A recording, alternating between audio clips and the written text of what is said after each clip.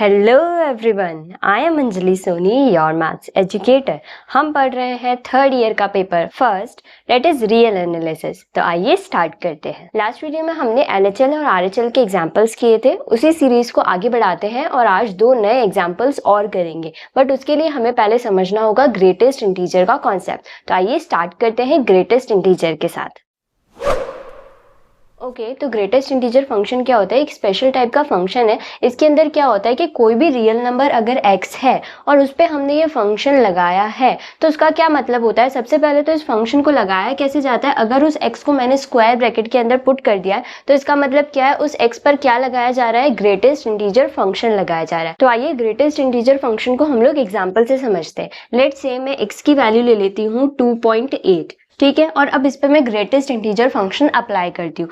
Greatest integer function apply करने का मतलब क्या है? मुझे इसे स्क्वायर ब्रैकेट के अंदर डालना है, तो मैंने x को स्क्वायर ब्रैकेट के अंदर डाल दिया, ठीक है। x को मतलब कि 2.8 को डाल दिया। अब देखिए डेफिनेशन क्या कहती है ग्रेटेस्ट इंटीजर फंक्शन की, कि मुझे ग्रेटेस्ट इंटीजर तो चाहिए but not greater than x चाहिए। मतलब मुझे ग्रेटेस्ट इंटीजर चाहिए बट x से बड़ा नहीं होना चाहिए। अब यहाँ मुझे बताइए कि ये 2.8 जो इस स्क्वायर ब्रैकेट के अंदर है ये इंटीजर तो नहीं है। अब मुझे क्या चाहिए? इंटीजर चाहिए। तो सबसे पहले ढूंढते हैं कि 2.8 कौन से दो इंटीजर्स के बीच में आता है, ठीक है। तो 2.8 कौन से दो इंटीजर्स के बीच में आएगा? 2 और 3 के बीच में आएगा। 2.8 यहाँ कहीं पर, ठीक है। अब मुझे क्या चाहिए? मुझे 2 और 3 में से ग्रेटेस्ट इंटीजर चाहिए। तो आप कहेंगे ग्रेटेस्ट इंटीजर तो 3 है, बट डेफिनेशन को पूरा पढ़िए। क्या कह रहा है? Greatest integer not greater than x। Greatest integer तो चाहिए बट x से बड़ा नहीं चाहिए। तो x क्या है हमारा? 2.8। अगर मैंने 3 ले लिया तो वो तो 2.8 से बड़ा हो जाएगा। तो मुझे ग्रेटेस्ट इंटीजर क्या लेना पड़ेगा? 2 लेना पड़ेगा। तो इसमें अगर 2.8 में मैं ग्रेटेस्ट इंटीजर का फंक्शन अप्लाई करती हूँ तो मुझे आंसर में क्या मिलेगा? 2 मिलेगा। एक और एग्जाम्पल लेते हैं। लेट्स से मैंने एग्जाम्पल ले लिया 5.3, ठीक है। 5.3 लिया, इसका मतलब मुझे स्क्वायर ब्रैकेट में डालना होगा 5.3 को।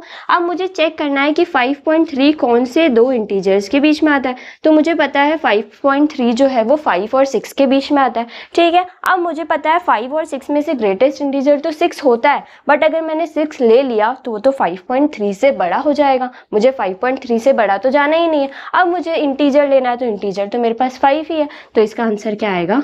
5 आएगा, ठीक है। तो आइए ग्रेटेस्ट इंटीजर के कॉन्सेप्ट को हम लोग ग्राफ से समझते हैं। देखिए होता क्या है कि मैं 0.1 से लेकर 0.9 तक किसी भी नंबर को अगर ग्रेटेस्ट इंटीजर फंक्शन अप्लाई करती हूँ तो मुझे आंसर क्या मिलेगा? 0 मिलेगा। क्यों? क्योंकि अभी हमने देखा कि लेट्स से मैं 0.8 पर अगर ग्रेटेस्ट इंटीजर फंक्शन अप्लाई करती हूँ तो पहली बात तो ये किस किस इंटीजर के बीच में आ रहा है? 0 और 1 के बीच में आता है 0.8। अब मैं इसका आंसर 1 तो लिख ही नहीं सकती, क्यों? क्योंकि वो तो 0.8 से बड़ा हो जाएगा। तो मुझे इसका इंटीजर क्या लिखना पड़ेगा? 0 लिखना पड़ेगा। तो हम ये कह सकते हैं ना कि 0.1 से लेकर 0.9 तक किसी पर भी अगर ग्रेटेस्ट इंटीजर फंक्शन अप्लाई किया गया है तो उसका आंसर क्या आएगा? 0 आएगा, ठीक है। तो अगर मैं ग्राफ पे उसको रिप्रेजेंट करूँ तो ऐसे ही करूंगी कि मैंने 0.1 भी लिया तो मुझे आंसर क्या मिल रहा है? 0 ही मिल रहा है। 0.2 लिया तो भी 0 ही मिल रहा है। तो मतलब यहाँ से लेकर यहाँ तक 0.9 तक सबके लिए आंसर क्या आएगा? 0 आएगा। लेकिन अगर मैंने 1 पर ग्रेटेस्ट इंटीजर फंक्शन अप्लाई कर दिया है तो 1 के लिए तो इंटीजर कौन है? 1 खुद ही है। यहाँ ये इंटीजर नहीं था, इसके लिए हम लोग इंटीजर ढूंढते थे, लेकिन इंटीजर का आंसर तो फिर वो क्या आएगा? इंटीजर खुद ही आएगा। तो 1 पर तो 1 ही मिलेगा, लेकिन 0.1 से लेकर 0.9 तक सभी वैल्यूज के लिए आंसर क्या मिलेगा? 0 मिलेगा। सिमिलरली अगर मैं 1.1 से लेकर 1.9 तक किसी पर भी ग्रेटेस्ट इंटीजर फंक्शन अप्लाई करूं तो मुझे आंसर क्या मिलेगा? 1 ही मिलेगा, ठीक है। इस तरीके से। और 2 के लिए होगा तो 2.1 से लेकर 2.9 तक सबके लिए आंसर क्या मिलेगा? 2 ही मिलेगा। इस तरीके से ग्रेटेस्ट इंटीजर फंक्शन वर्क करता है। मतलब हमें ग्रेटेस्ट इंटीजर तो चाहिए बट जिस x को आप लोगों ने स्क्वायर ब्रैकेट के अंदर पुट किया है उससे बड़ा इंटीजर नहीं होना चाहिए। तो आई होप आपको ग्रेटेस्ट इंटीजर का कॉन्सेप्ट समझ आया होगा। अब इस कॉन्सेप्ट को हम लोग एग्जाम्पल में अप्लाई करते हैं। ओके तो इस क्वेश्चन में हमें फंक्शन किस तरीके से डिफाइंड है, फंक्शन हमें दे रखा है ग्रेटेस्ट इंटीजर फंक्शन, और उस फंक्शन पे अगर मैं लिमिट x टेंडिंग टू 1 लगाती हूँ तो मुझे ये शो करना है कि इसकी लिमिट एग्जिस्ट नहीं करेगी। हमने लास्ट वीडियो में सीखा था कि अगर हमें ये शो करना हो कि लिमिट एग्जिस्ट नहीं कर रही है तो हमें क्या बताना होता है, LHL is not equal to RHL। तो हमारा काम क्या है इस क्वेश्चन में, LHL और RHL फाइंड करना। ठीक है, तो हम क्या करते हैं, LHL और RHL फाइंड करते हैं। तो हमें फंक्शन क्या दे रखा है, fx is equal to greatest integer of x। ठीक है, अब मैंने LHL फाइंड किया। LHL मतलब क्या होता है, f of a minus a की जगह क्या दे रखा है 1, तो f ऑफ 1 माइनस मैंने निकाला। ठीक है, सिमिलर प्रोसेस जो हमने लास्ट वीडियो में एग्जांपल्स में अप्लाई किया था वही प्रोसेस मैंने अप्लाई किया है। अब मुझे पता है कि मैं LHL फाइंड कर रही हूँ तो मैं x को किससे रिप्लेस कर दूंगी, a माइनस h से। तो मैंने x को रिप्लेस कर दिया 1 माइनस h से। ठीक है, अब यहाँ से पर समझने की बात यह है कि हमें पता है कि h क्या होती है, स्मॉलेस्ट क्वांटिटी होती है नियर टू 0। तो लेट्स से मैं h को ले लेती हूँ 0.5।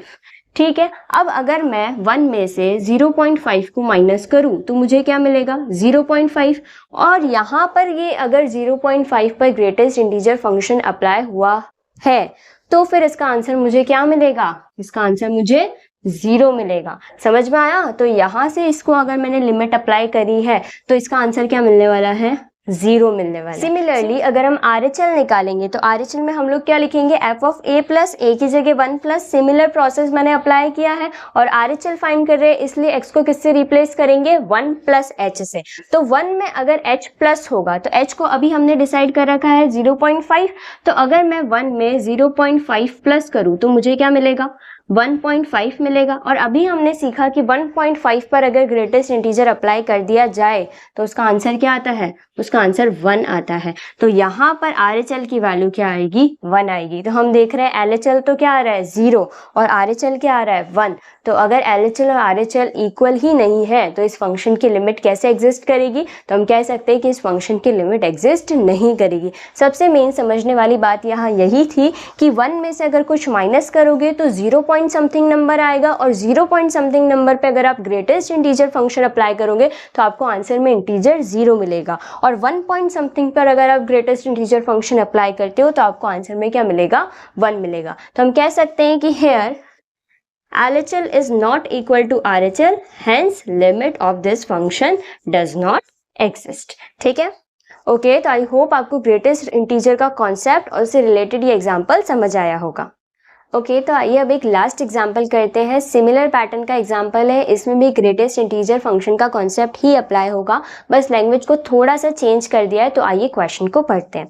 क्वेश्चन क्या कह रहा है कि let function be defined as. अब फंक्शन किस तरीके से डिफाइंड है वो मैं आपको सिखाती हूँ। फंक्शन ने कहा है कि f(x) की वैल्यू जो होगी वो k-1 आएगी जब भी हम लोग x को k-1 से लेकर k के बीच में अगर मैं कोई भी नंबर लूं और उस पर फंक्शन लगाऊं तो मुझे आंसर क्या मिलेगा, k-1। मैं आपको एग्जांपल से समझाती हूँ। लेट्स से k को हमने डिसाइड कर लिया है 1।